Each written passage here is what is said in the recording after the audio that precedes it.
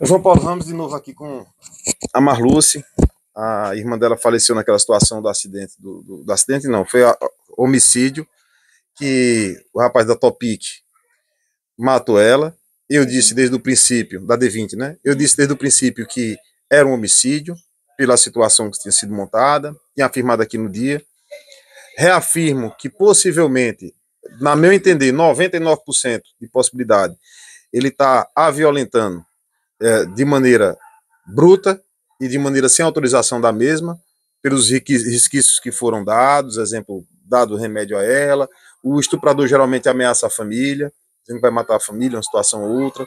Então, eu acredito que sim, ele estava assim aliciando ela dessa forma e ameaçando.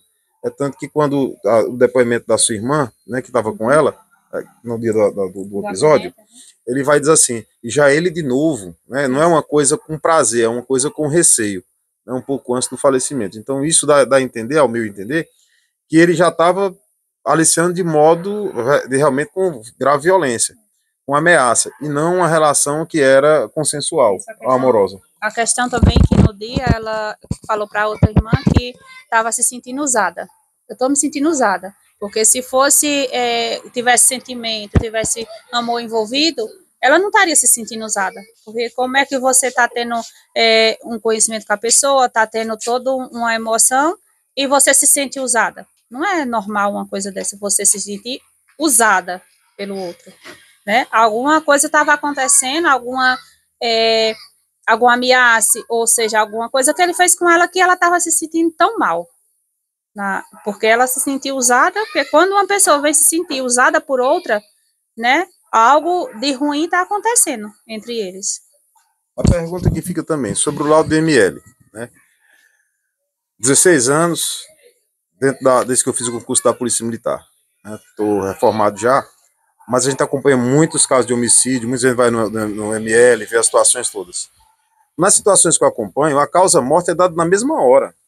Por que é que vocês acham que evitaram tanto divulgar a causa-morte, já que a causa-morte já estava dada no mesmo dia? Por que é que passou 4 meses, quase 5 meses, para poder dar a causa-morte à Polícia Civil, já que sabia pelo laudo? Eu acredito, João Paulo, que demorou esses 4 meses, foi abafado. Eu vou repetir o que eu disse nos outros vídeos, que foi abafado 4 meses devido às eleições. Foi abafado, porque a partir do momento que o médico abriu o corpo dela, ele já sabia que ela tinha sido asfixiada. Ele já sabia a causa. Mas ele alegou para a gente que não tinha achado nada. Ele é o médico, ele estudou para isso. E o delegado, que deveria ter investigado isso, ter ficado a fundo, que é o mesmo delegado que está resolvendo o caso também do caso Erasmo, né? E tem laços de amizade com o pessoal da gestão.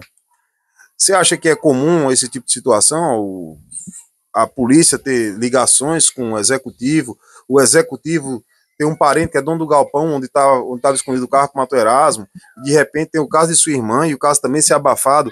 Será que a Civil está trabalhando para a política ou está trabalhando para o povo? O que você acha? Eu acho que normal não é, né? Nem normal e nem aceitável, porque eu acredito a todo momento que a polícia é para trabalhar e ajudar a população, né? Ele está lá, ele estudou, se formou e está lá para ajudar a população, não a política, não aquele que tem mais dinheiro, é para ajudar a população. E nesse caso, de certa forma, houve uma certa omissão, porque quando o médico soube o resultado, todas as informações vai para a delegacia, porque estava vinculado, né? É tanto que quando a gente buscava informação, a gente ia primeiro para a delegacia, ligava, ia lá, aí de lá jogava para a PFOS. Para a PFOS jogava para a delegacia. Foi 4 meses nesse jogo. Ligava para a delegacia, era jogado para a PFOS. Ligava para a PFOS, era jogado para a delegacia, nenhum dava resposta e abafando. Então, assim, eles estavam esses 4 meses sem ter uma sensibilidade com a família, sem ter amor nenhum, somente passava o telefone de um para lá, para cá, para vocês ficarem rodando esses 4 meses, isso, mas já com resultado em mãos. Já com resultado. Porque o médico, a partir do momento que ele abriu o corpo, tanto que vai ser questionado, porque o médico, quando abriu o corpo dela, ele viu, né, que ela tinha sido asfixiada. E ele alegou, deu o laudo, um pré-laudo para a gente, alegando que a morte tinha sido indeterminada. Como que um médico dá um laudo de morte indeterminada, se ele está vendo a situação, se ele tem conhecimento para aquilo, e ele sabe, a partir do momento que ele abriu o corpo dela na mesa de necrópsia, ele sabe que ela tinha morrido daquilo. E ele foi até a gente, chamou a gente e alegou que não sabia a morte dela, que estava morta indeterminada. Passamos 4 meses esperando por uma resposta que já estava na mão do médico. É muita coisa que está para ser debitada, para ser ida atrás, para ser buscada, porque são respostas que a gente está buscando. O porquê da omissão? Por quê? Por que foi omitido que já tinha saído uma resposta? Por que que foi... Porque a prisão dele foi só uma prisão preventiva de 30 dias, né? Se já tem todo um laudo médico, porque a questão para prender ele era, vamos esperar o laudo médico para saber. O laudo já está atestando, ela morreu de asfixia, só estava ela e ele, né? Ou seja, ele foi o assassino. Por que foi a preventiva e não a definitiva? Porque assim, a definitiva é só com trânsito de julgado. Mas essa preventiva é só para terminar as investigações iniciais. Depois ficam preventivas sem data definida, né?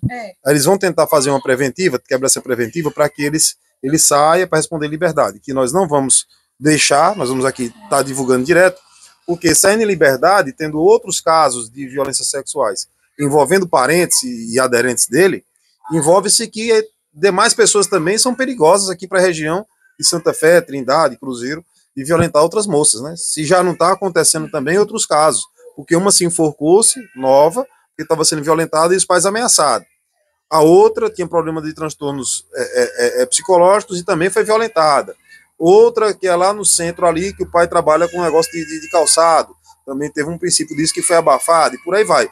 Até quando a Associação das Mulheres do Crato vão ficar caladas sobre isso, e a Delegacia da Mulher vai ser conivente, porque a Delegacia da Mulher teria como pegar essa situação, e foi pegar depois da eleição uma coisa praticamente já, não vou dizer sem graça, mas assim, nas caras, uma coisa muito fria. Pós-eleição, um dia depois, você vê que tem uma ligação direta. Não tem ligação indireta, é direta com a política dentro da Delegacia da Polícia Civil do Crato, da qual eu já digo de cara, eu não confio mais na Delegacia do Crato. Eu, como cidadão, não confio. Também já não confio no Judiciário cratense. Então, se exploda. Mas para mim eu não tenho mais confiança. Depois desse caso e ver essa situação de política, junto do caso Erasmo e outros demais casos, vocês não têm credibilidade comigo, zero. Eu posso até não ter, mas vocês empatam comigo.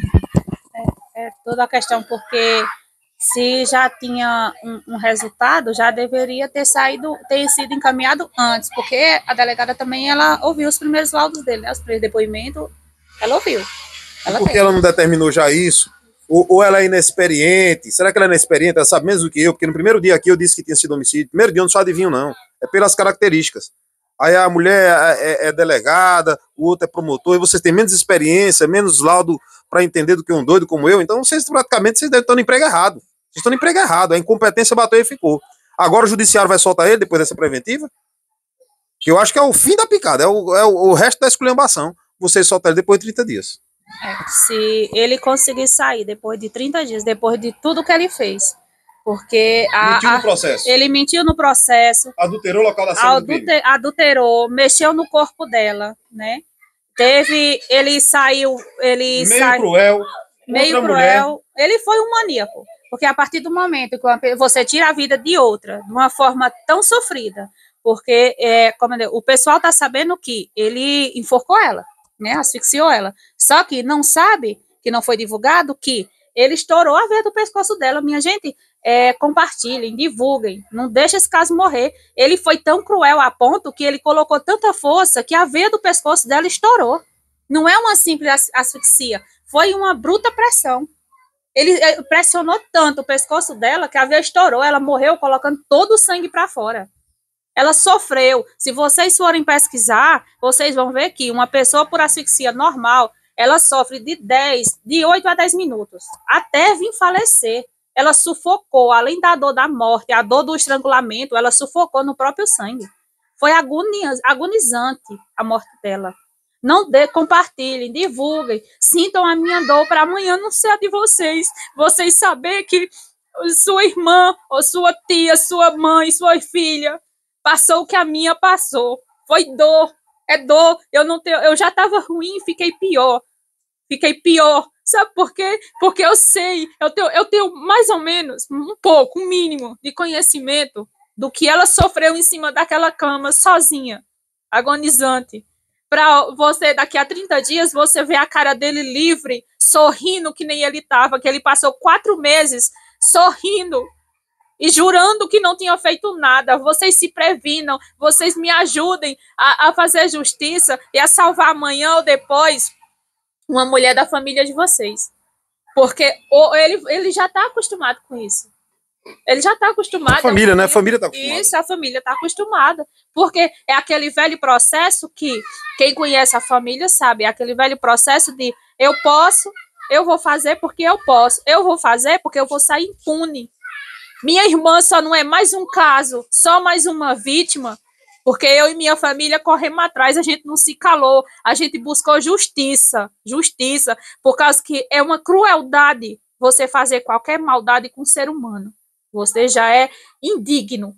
E a forma que ele fez, matou ela, ele matou e torturou. É tortura a forma que ele matou ela. E saiu agindo na sociedade como se não tivesse feito nada. Ele agiu na sociedade como se tivesse simplesmente almoçado. Eu almocei e pronto. Ele estava confiante na impunidade. Ele estava confiante em todos os sentidos da impunidade.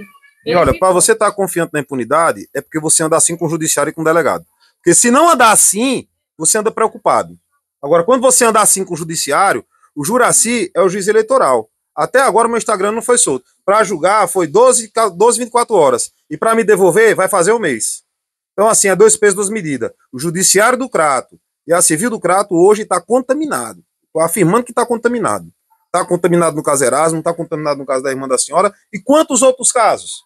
Porque a menina que teve um acidente ali na ponta da serra, da moto que o rapaz empinou, vocês vão lembrar, que é o filho do Bubas, né, do Bubas Bar, que é aliado do prefeito também, atropelou uma menina grávida, matou ela, matou a criança, empinando, a guarda municipal deu fuga e até agora não foi julgado. Então não é um caso isolado, não. São vários casos que a Delegacia de Polícia Civil, junto do Judiciário do Crato, dá banana para a população. A verdade é essa. A grande verdade é essa. Não tem outra explicação. Agora, por que isso continua acontecendo no Crato? Porque o TJ não toma situação, porque o CNJ não vem para cima. Eu vou colocar esses casos todos também junto, doutor Carlos, vou pedir para ele colocar também na corregedoria do Ministério Público, porque o Ministério Público não está agindo sobre esses casos. Se tiver agindo é passando pasta, porque o Ministério Público deveria ter julgado já essa situação, deveria ter corrido atrás de tantos outros casos, e o Crato realmente a sensação é de impunidade, é a 5ª cidade mais violenta do estado, e a culpa é de vocês. Tem mais alguma coisa a acrescentar? Mãe quer falar. Quer falar? Aqui, mãe. É a mãe da jovem, da Robéria. Está muito emotiva também pelo caso todo. A gente tenta lutar aqui pela questão de justiça, mas quando acontece uma situação dessa, não é só uma vida que você leva, não. É da família toda. Não é só de uma. São vários homicídios que você fez ao causar só esse. Eu só quero justiça, eu quero que ele fique preso. Eu não quero que ele vá solto, não, para ele pagar pela morte da minha filha. Porque um homem daquele solto faz mal à sociedade, ele não pode estar solto. A pessoa que bem pensar, do jeito que eu estou pensando, ele não pode ficar solto. Ele tem que estar preso, que um homem daquele, ele tem que estar preso, o lugar dele é na cadeia. Sei que não traz minha filha de volta, mas eu só quero justiça. Porque do jeito que ele fez com minha filha, ele pode fazer com a filha de qualquer um. E ninguém quer isso. Pois eu peço justiça para ele. Porque eu sei que Deus existe e tem a justiça também da terra. E eu quero ver ele preso de trás das grades, que é para ele pagar o que ele fez. Que ele sorriu muito na nossa cara o tempo que ele estava solto. E ninguém via ninguém fazer nada. E o cabo correndo atrás, lutando. Mas sempre encobrindo, dizendo que ele não tinha feito nada. E ele pedindo a Deus que saísse o laudo dela, para dizer que era para provar para todo mundo que ele não tinha feito nada com ela. Era uma calúnia que estava caluniando ele. E até quando Deus ajudou e a justiça fez a justiça, e ele foi sair da prova que ele foi quem matou ela. E matou numa morte tão penosa que ninguém quer fazer isso. Quer ver isso, não.